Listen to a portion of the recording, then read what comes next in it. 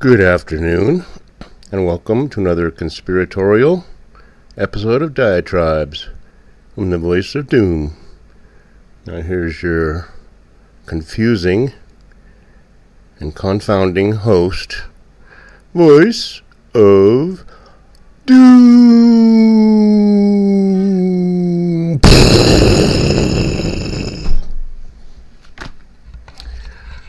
All right. I gotta go to work in about an hour, but I had the urge to do a diatribe. I could get it on the channel so people can watch it tonight.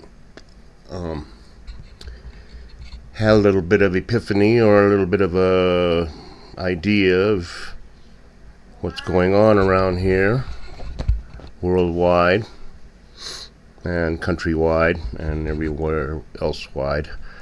But first, the microcosm. I'll tell you, things are moving very quickly in my life. I got through the Mother's Day fiasco and everything went well. And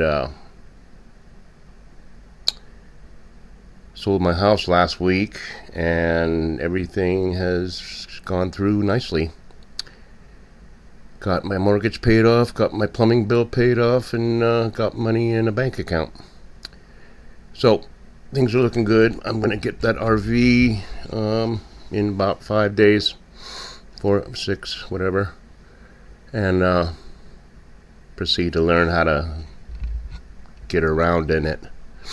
I'm not too worried about living in it, but getting around and where to go and where to park and what to worry about. So I'm going to spend a lot of time packing up stuff and trying to get rid of furniture and get rid of things. But yeah, things are happening at a very quick, brisk pace. Now, I've been watching stuff on YouTube, and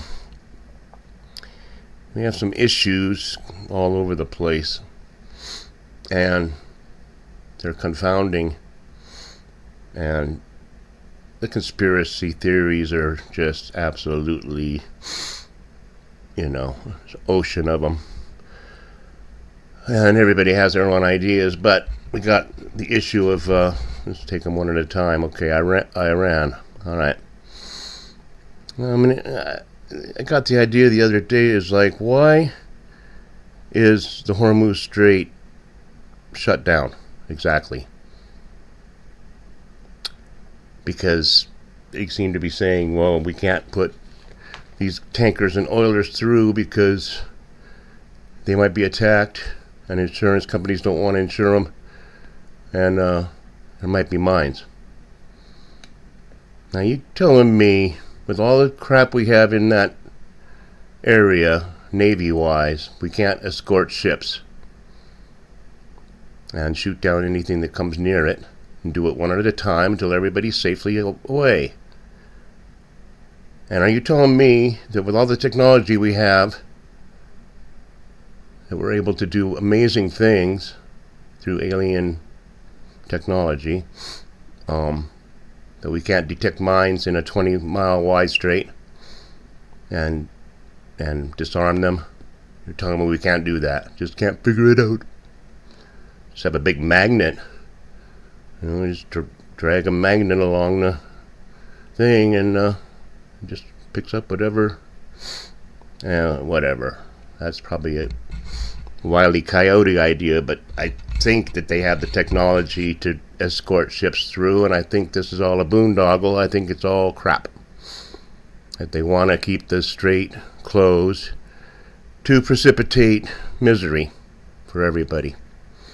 Now, this is all going to culminate, all three of these things. Okay, so first they want to create misery with energy prices and global tension. Okay, mission accomplished. And now we have another issue, and people are bitching and complaining all over the internet about these data centers that are being built in rural areas, and there's big, huge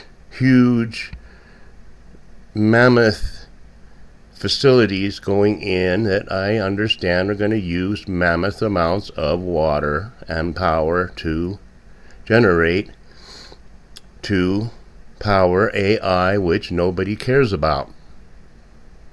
The only thing they should care about is that they will have enough AI to take over their job, and they won't be working.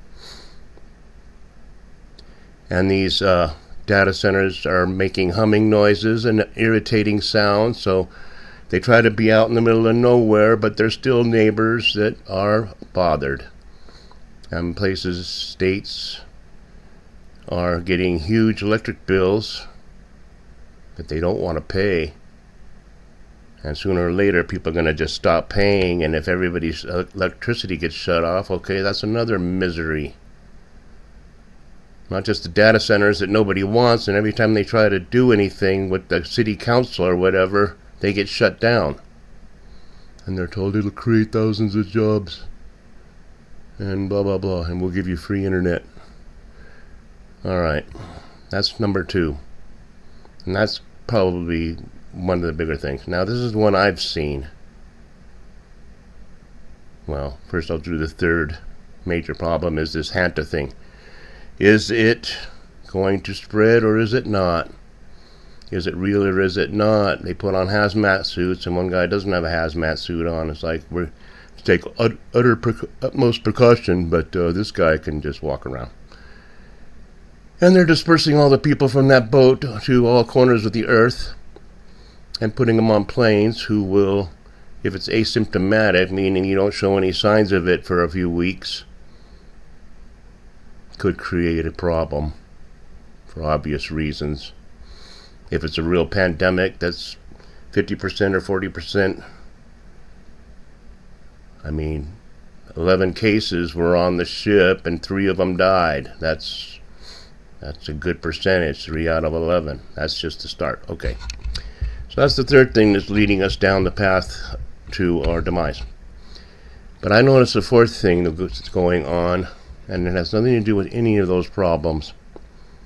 It has to do with life in this here good old Carson City, Nevada.